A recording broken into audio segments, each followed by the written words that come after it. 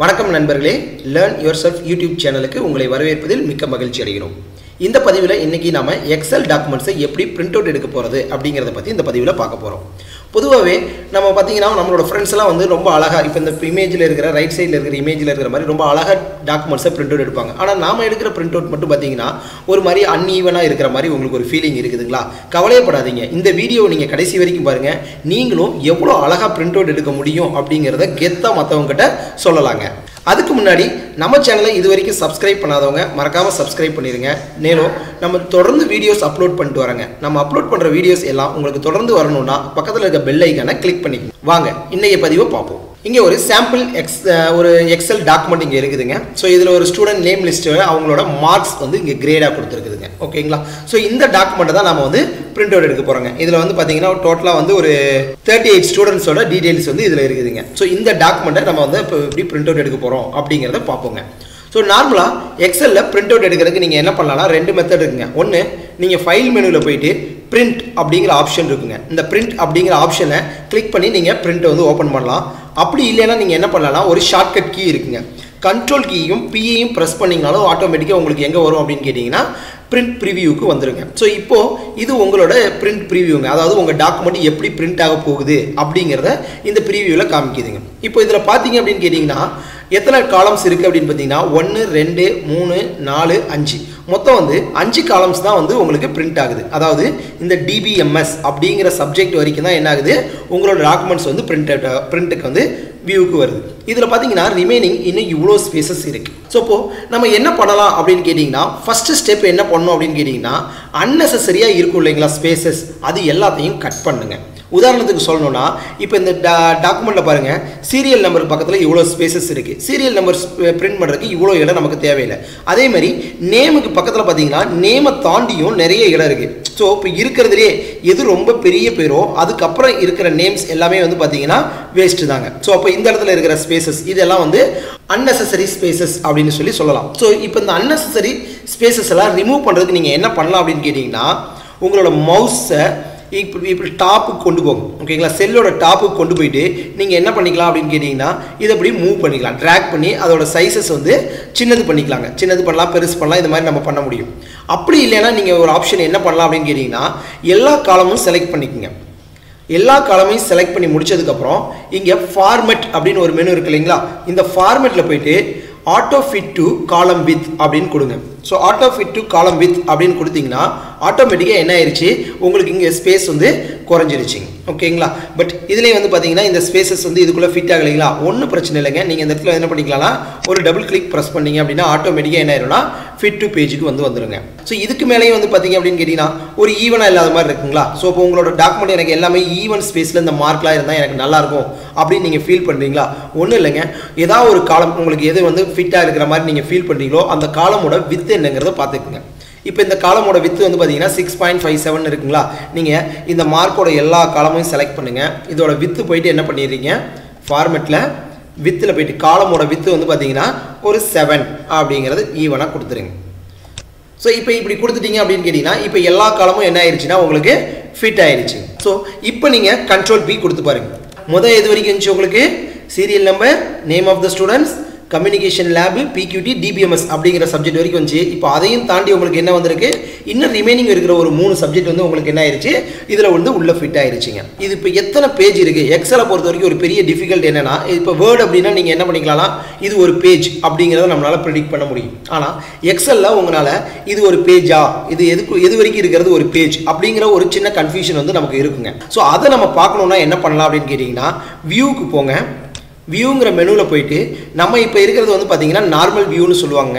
So normal வியூக்கு பக்கத்தில் பார்த்தீங்கன்னா 2 views இருக்கும். ஒன்று பேஜ் பிரேக் வியூன்னு ஒன்று இருக்கும், இல்லைன்னா பேஜ் லே அவுட் வியூன்னு ஒன்று இருக்குது. இதில் இந்த பேஜ் லே அவுட் வியூ அப்படிங்கிறத கிளிக் பண்ணிக்கங்க. ஸோ இப்போ இந்த பேஜ் லே அவுட் வியூ அப்படிங்கிறத கிளிக் பண்ணிட்டீங்கன்னா ஆட்டோமேட்டிக்காக தெரிஞ்சிருச்சு உங்களுக்கு எதெல்லாம் ஒரு பேஜ் அப்படிங்கிறது. ஸோ இப்போ இதில் இந்த டிஎஸ்பி அப்படிங்கிற சப்ஜெக்ட் வரைக்கும் இருக்கிறது வந்து ஒரு பேஜ், அதுக்கப்புறம் இருக்கிறது வந்து பேஜ் நம்பர் 2 அப்படிங்கிற இன்ஃபர்மேஷன் வந்து உங்களுக்கு தெரியும். இப்போ வந்து பார்த்தீங்கன்னா உங்கள் டாக்குமெண்ட்டில் பார்த்தீங்கன்னா 1 2 3 4 மொத்தம் 4 பேஜஸ் இருக்குங்க. இப்போ இந்த பேஜோட லேஅவுட்டை வந்து லைட்டாக மாற்றலாங்க. இப்போ இந்த பேஜோட லேஅவுட் ஓகேங்களா, இது என்னன்னு சொல்லுவாங்கன்னா போர்ட்ரேட் அப்படின்னு சொல்லுவாங்க. அதாவது ஹரிஜானலா நம்மளோட டேட்டாஸ் இருக்கு இல்லைங்களா, அதனால வந்துட்டு இது என்னன்னு சொல்லுவாங்கன்னா பேஜ் வந்து போர்ட்ரேட் அப்படின்னு சொல்லுவாங்க. இதை என்ன பண்ணுறீங்க அப்படின்னா லேண்ட்ஸ்கேப் அப்படிங்கிற இதுக்கு வந்து மாற்றணுங்க. அதுக்கு என்ன பண்ணணும்னா பேஜோட லேஅவுட், உங்களோட மெனுவில் பேஜ் லேஅவுட்னு ஒரு ஆப்ஷன் இருக்குங்க, ஓரியன்டேஷன். இந்த ஓரியன்டேஷனில் போயிட்டு என்ன பண்ணுறீங்கன்னா லேண்ட்ஸ்கேப் அப்படிங்கிறத கிளிக் பண்ணுங்க. பாருங்க ஆட்டோமேட்டிக்காக இப்போ பாருங்க உங்களுக்கு வந்து இன்னும் சில டேட்டாஸ் வந்து உங்களுக்கு உள்ள வந்து ஃபிட் ஆயிடுச்சு. பார்க்கும்போது தெரியுது இல்லைங்களா. ஸோ இப்போ என்ன ஆயிடுச்சு, இன்னும் ஒரு சில டேட்டாஸ் வந்து உங்களுக்கு உள்ளே வந்து ஃபிட் ஆயிடுச்சுங்க. ஸோ இதுக்கு அடுத்து நம்ம ஓகேங்களா இன்னும் வந்து பார்த்தீங்கன்னா இங்கே பாருங்கள், இங்கே அன்னெசரி ஸ்பேசஸ் வந்து நிறைய இருக்குது. தேவையில்லாத ஸ்பேசஸ் வந்து பார்த்தீங்கன்னா உங்கள் பேஜ் வந்து இதுக்குள்ளே ஃபிட் ஆயிடுச்சு. இதுக்கப்புறம் இருக்கிற ஸ்பேசஸ் வந்து வேஸ்ட் ஆகிருக்கு. அதுக்கு இது எல்லாம் என்னன்னு சொல்லுவாங்கன்னா மார்ஜின்ஸ் அப்படின்னு சொல்லுவாங்க. இது வந்து டாப் மார்ஜின், இது லெஃப்ட் மார்ஜின், இது ரைட் மார்ஜின், அதே மாதிரி ஒவ்வொரு பேஜுக்கும் பாட்டம் மார்ஜின் இருக்கும். ஸோ இப்போ இந்த மார்ஜின்ஸை நம்ம என்ன பண்ணலாம் அப்படின்னு கேட்டிங்கன்னா கொஞ்சம் இன்க்ரீஸ் பண்ணலாம். ஏன்னா நிறைய அன்னெசரி ஸ்பேசஸ் இங்கே இருக்குது. அப்போ நம்மளால் என்ன பண்ண முடியும்னா இன்னொரு காலமாக நம்ம உள்ளே கொண்டு வர முடியும். அப்போ என்ன பண்ணீங்கன்னா அதுக்கு இதே பேஜ் லேஅவுட் ஆப்ஷனில் மார்ஜின்ஸ் அப்படின்னு ஒன்று இருக்கும் பாருங்கள். ஸோ இதில் வந்து பார்த்தீங்க அப்படின்னு கேட்டிங்கன்னா நார்மல், வைடு, நேரோ அப்படின்னு சொல்லி 3 ஆப்ஷன் இருக்குங்க. இதில் பெஸ்ட் ஆப்ஷன் அப்படிங்கிறது என்னன்னு பார்த்தீங்கன்னா நேரோ அப்படின்னு வச்சுக்கலாங்க. சப்போஸ் இந்த ஆப்ஷனும் உங்களுக்கு ஃபிட் ஆகலை அப்படின்னா நம்ம என்ன பண்ணிக்கலாம்னா கஸ்டம் மார்ஜின் அப்படிங்கிறதுக்கு போய்க்கலாங்க. ஃபஸ்ட்டு நம்ம நேரோ அப்படிங்கிற மார்ஜினே சூஸ் பண்ணுங்கள். அதுதான் வந்து பெஸ்ட் ஒன்றா இருக்குங்க. ஸோ இப்போ பாருங்கள் உங்களோட டாக்குமெண்ட் என்ன ஆயிடுச்சு, ஃபிட்டாக உள்ளே வந்துருச்சு. இப்போ பாருங்கள் ஒரே பேஜுக்குள்ளே உங்களோட என்டையர் டாக்குமெண்ட் வந்து உள்ள பிரிண்ட்டுக்கு வந்துருச்சு. இப்போது கண்ட்ரோல் பி கொடுத்து பாருங்கள், உங்களோட டாக்குமெண்ட் பாருங்கள் அழகாக உள்ளே ஃபிட் ஆகிடுச்சு. ஸோ இந்த என்டையர் டாக்குமெண்ட் பாருங்கள் உங்களுக்கு உள்ளே ஃபிட் ஆகிடுச்சு. ஸோ அது ஃபஸ்ட் பேஜ். செகண்ட் பேஜில் ரிமைனிங் இருக்கிற ஸ்டூடெண்ட்ஸோட டீட்டெயில்ஸ் வந்து வியூ ஆகுதுங்க. ரைட். இப்போது நீங்கள் கண்ட்ரோல் பி கொடுக்கும்போது என்ன ஆயிடுச்சு, உங்களுக்கு ஃபஸ்ட்டு பேஜில் வந்து பார்த்தீங்கன்னா ஹெட்டர் இருக்குங்க. ஓகேங்களா. ஆனால் அதே சமயம் உங்களோட செகண்ட் பேஜுக்கு போனீங்கன்னா ஹெட்டர் இருக்காது. அப்போ நமக்கு என்ன ஆகும்னா ஹெட்டர்ஸ் எப்படி ஆட் பண்ணுறது, ஸோ ஒவ்வொரு பேஜ்லேயும் ஹெட்டர்ஸ் எப்படி ஆட் பண்ணுறது, இதுக்கு என்ன பண்ணலாம் அப்படின்னு கேட்டிங்கன்னா பேஜ் லேஅவுட்டில் ஓகேங்களா உங்களோட பேஜ் லேஅவுட் அப்படிங்கிற மெனுவில் பிரிண்ட் டைட்டில்ஸ் அப்படின்னு ஒரு ஆப்ஷன் இருக்கும். இந்த பிரிண்ட் டைட்டில்ஸ் அப்படிங்கிற ஆப்ஷனுக்கு போனீங்க அப்படின்னு கேட்டிங்கன்னா rose to repeat at top, அதாவது டாப்பில் எந்த ரோவை நீங்கள் ரிப்பீட் பண்ணணும்னு நினைக்கிறீங்களோ அதை சூஸ் பண்ணி கொடுங்க அப்படின்னு சொல்லி இந்த இடத்துல கேட்குது. ஸோ இதுக்குள்ளே கிளிக் பண்ணிக்கோங்க. ஸோ இங்கே ஒரு பக்கத்தில் ஒரு ஏரோ மார்க் மாதிரி இருக்கு இல்லைங்களா, அந்த ஏரோ மார்க்கை கிளிக் பண்ணிங்கன்னா எந்த ரோவை நீங்கள் செலக்ட் பண்ணணும் அப்படின்னு சொல்லி இங்கே கேட்குங்க. உங்களோட மவுஸ் சிம்பிள் பாருங்கள் மாறுது பாருங்கள். இப்போது இதில் எந்த ரோவை, ஃபார் எக்ஸாம்பிள் இப்போ இந்த ரோவை தான் நீங்கள் வந்து ஹெட்டராக கொடுக்கணும், ஒவ்வொரு பேஜோட டாப்லேயும் இந்த ரோ வரணும் அப்படின்னு நீங்கள் நினச்சிங்கன்னா ஜஸ்ட் அந்த ரோவை செலக்ட் பண்ணிக்கங்க. அந்த ரோவை செலக்ட் பண்ணிங்கன்னா ஆட்டோமேட்டிக்காக இந்த இடத்துல என்ன ஆயிரும்னா அதோட சம் சிம்பிள்ஸ் வந்து இங்கே வரும். இது வந்தோடனே இந்த இடத்துல என்ன பண்ணிங்கன்னா இந்த பட்டனை எக்ஸ்பேண்ட் பண்ணிக்கங்க, கொடுத்துட்டு ஓகே அப்படின்னு கொடுத்துருங்க. இப்போது உங்களோட பேஜில் எந்த இது இருக்குது இங்கே பார்த்தீங்கன்னா உங்களுக்கு செகண்ட் பேஜில் ஆட்டோமேட்டிக்காக என்ன ஆயிடுச்சு, அந்த ஹெட்டர் வந்து ஆட்டோமேட்டிக்காக ஆட் ஆகிடும். இதே வந்து நார்மல் வியூவில் பார்த்தீங்கன்னா உங்களுக்கு தெரியாதுங்க அது. ஸோ இது நார்மல் வியூக்கு போகிறேன். ஸோ நார்மல் வியூவில் போகும்போது உங்களோட டாக்குமெண்ட் கண்டினியூஸாக இருக்கும் பாருங்கள், இங்கே எந்த ஒரு இதுவும் இல்லை பாருங்கள். ஸோ நார்மல் வியூக்கு போகும்போது உங்கள் பேஜில் எந்த ஒரு இதுவுமே இல்லை, ஜஸ்ட்டு ஒரே ஒரு இது மட்டும்தான் இருக்குது, ஒரு ஹெட்டர் மட்டும். இப்போ நீங்கள் கண்ட்ரோல் பி ப்ரெஸ் பண்ணி பாருங்கள், இது ஃபஸ்ட் பேஜுங்களா, ஆட்டோமேட்டிக்காக அடுத்த பேஜுக்கு ஓப்பன் பண்ணி பாருங்கள், ஆட்டோமேட்டிக்காக அந்த ஹெட்டர் என்ன ஆயிருக்கும் இங்கே ஆட் ஆகிருக்கும். நீங்கள் அந்த ஹெட்டரை ஆட் பண்ணுங்கிற அவசியம் இல்லை, ஒவ்வொரு பேஜுக்கும் நீங்கள் அந்த ஹெட்டரை ஆட் பண்ணுங்கிறது இல்லைங்க, ஆட்டோமேட்டிக்காகவே அது என்ன ஆயிரும்னா அந்த ஹெட்டர் வந்து ஆட் பண்ணிக்கலாம். அதுக்கு நீங்கள் என்ன யூஸ் பண்ணணும், பேஜ் லேஅவுட்டில் பிரிண்ட் டைட்டில்ஸ் அப்படிங்கிற ஆப்ஷனை வந்து சூஸ் பண்ணும். அதில் இந்த இடத்துல வந்து rose to repeat at top, டாப்பில் என்ன ரோ வரணும் அப்படிங்கிறத வந்து சொல்லணுங்க. அடுத்ததாக உங்கள் டாக்குமெண்ட்டை நான் என்டையராக பிரிண்ட் அவுட் எடுக்க வேணாம், எனக்கு ஒரு இதில் குறிப்பிட்ட ஏரியாவை மட்டும் பிரிண்ட் அவுட் எடுத்தால் போதும், ஒரு 10 ஸ்டூடெண்ட்ஸோட லிஸ்ட் மட்டும் எனக்கு பிரிண்ட் அவுட் எடுத்தால் போதும் அப்படின்னு நீங்கள் நினைக்கிறீங்கன்னா எந்தெந்த டேட்டாவை நீங்கள் பிரிண்ட் பண்ணணும்னு நினைக்கிறோமோ ஓகேங்களா. ஸோ கண்டினியூஸாக அந்த ரோஸை வந்து செலக்ட் பண்ணிக்கங்க. செலக்ட் பண்ணி முடிச்சதுக்கப்புறம் பேஜ் லேஅவுட்டில் பிரிண்ட் ஏரியா அப்படின்னு ஒரு ஆப்ஷன் இருக்கும். இதில் போனீங்கன்னா செட் பிரிண்ட் ஏரியா அப்படின்னு இருக்குங்க. இப்போ இதை கிளிக் பண்ணிக்கங்க. ஸோ இதை கிளிக் பண்ணிட்டீங்கன்னா இப்போ என்ன ஆயிடுச்சுன்னா பிரிண்ட் ஏரியா வந்து இது செட் ஆயிடுச்சு. இப்போ நீங்கள் கண்ட்ரோல் பியை ப்ரெஸ் பண்ணிங்கன்னா உங்களுக்கு பாருங்கள் அந்த ரிமைனிங் டாக்குமெண்ட்ஸ் எதுவும் வராதுங்க, ஜஸ்ட் அந்த 10 ஸ்டூடெண்ட்ஸ் வரைக்கும் இருக்கிற லிஸ்ட் மட்டும் தான் இங்கே பிரிண்ட்டில் வருங்க. ரிமைனிங் இருக்கிறது எதுவும் வந்து உங்களுக்கு பிரிண்ட் ப்ரீவியூலே காமிக்காதுங்க ஓகேங்களா. ஆனால் அந்த டாக்குமெண்ட்ஸில் இந்த டேட்டாஸ் இருக்கும், ஏன்னா நம்ம ஏரியா வந்து எது சூஸ் பண்ணியிருக்கோம்னா இந்த 10 ஸ்டூடெண்ட்ஸோட டீட்டெயில்ஸை மட்டும் பிரிண்ட் பண்ணுறதுக்கு செட் பண்ணியிருக்கிறோம். சப்போஸ் அது வேணாம், எனக்கு ஃபுல் டாக்குமெண்ட்டே வேணும்னா மறுபடியும் அதிலே போயிட்டு என்ன பண்ணிக்கிறீங்கன்னா அதே மெனுவில் பேஜ் லேஅவுட்டில் பிரிண்ட் ஏரியாவுக்கு பண்ணிங்கன்னா கிளியர் பிரிண்ட் ஏரியா அப்படிங்கிறத கிளிக் பண்ணிடுங்க. இப்போ கண்ட்ரோல் பி கொடுத்து பாருங்கள், உங்களோட என்டையர் டாக்குமெண்ட்டும் பிரிண்ட் ப்ரீவியூக்கு வருங்க. சரிங்க. ஒருவேளை இன்னும் உங்கள் பேஜில் சில காலம்ஸ் வந்து ஆட் பண்ணுறீங்க.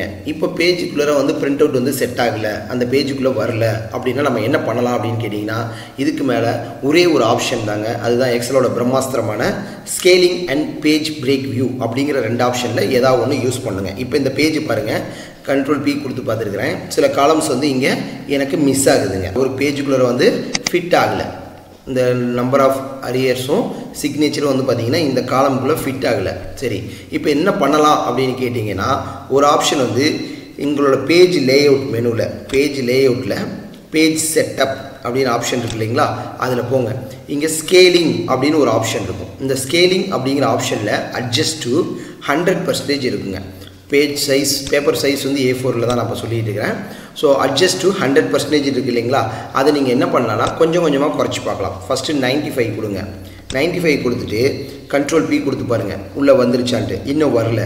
அப்போ அடுத்து நம்ம என்ன பண்ணலாம்னா அதே பேஜ் செட்டப்பில் போயிட்டு நம்ம ஸ்கேலிங்கை வந்து 90% அப்படின்னு கொடுக்கலாங்க.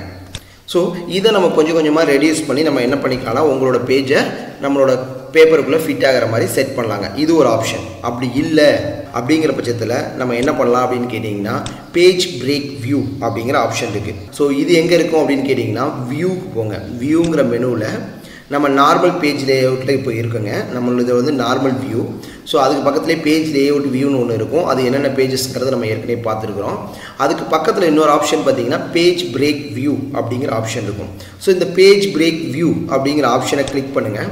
ஸோ இதை கிளிக் பண்ணிங்க அப்படின்னா இதுதான் உங்களோட ஆப்ஷன்ஸ் அப்படின்னு சொல்லுது. ஓகேங்களா, இதுதான் உங்களோட பேஜோட இதுன்னு காமிக்குது. ஸோ இப்போ இதை என்ன பண்ணலாம் அப்படின்னு கேட்டிங்கன்னா, இந்த இடத்துல ஸோ டாட்டெல்லாம் ஒரு ப்ளூ கலர் லைன் இருக்குது பார்த்தீங்களா. ஸோ ஸ்ட்ராங்காக ஒரு ப்ளூ கலர் லைன் இருக்கும். அதுக்கு மேலே டாட்டடாக இருக்கும். இதுதான் வந்து ஒரு பேஜ் 1 அப்படிங்கிறது. ஓகேங்களா, ஸோ இந்த பக்கம் சில காலம்ஸ் வந்து நமக்கு இருக்குது அப்படிங்கிறது தான் இந்த இடத்துல இதை டினோட் பண்ணுது. ஸோ இதை நீங்கள் என்ன பண்ணிக்கலாம்னா ட்ராக் பண்ணி எடுத்து விட்டுருங்க. ஸோ இது ஒன்ஸ் பண்ணி முடிச்சதுக்கப்புறம் நீங்கள் என்ன பண்ணிக்கலாம்னா நார்மல் வியூக்கு கொண்டு வந்துடுங்க. இப்போ Ctrl P கொடுங்க. உங்களோட பேஜ் என்ன ஆயிடுச்சு, ஃபிட் ஆயிடுச்சுங்க. என்ன நண்பர்களே, உங்களோட டாக்குமெண்ட் இப்போ உங்களுக்கு ஹோப் வந்துருச்சுங்களா? நம்மளோட டாக்குமெண்ட் நம்மளால அழகாக பிரிண்ட் அவுட் எடுக்க முடியும். வெரி சிம்பிளுங்க. சில ட்ரிக்ஸ் அண்ட் டிப்ஸ் மட்டும் தான் நீங்கள் இப்போ பார்த்துருப்பீங்க. அந்த ட்ரிக்ஸ் அண்ட் டிப்ஸை யூஸ் பண்ணுங்க. உங்களோட டாக்குமெண்ட் நீங்கள் அழகாக பிரிண்ட் அவுட் எடுக்க முடியுங்க. இது உங்களுக்கு பிடிச்சிருந்துச்சி அப்படின்னா கமெண்ட் செக்ஷனில் பதிவு பண்ணுங்க. மேலும் இந்த வீடியோவை பிடிச்சிருந்துச்சி அப்படின்னா லைக் பண்ணுங்க, கமெண்ட் பண்ணுங்க, ஷேர் பண்ணுங்க. நன்றி, வணக்கம்.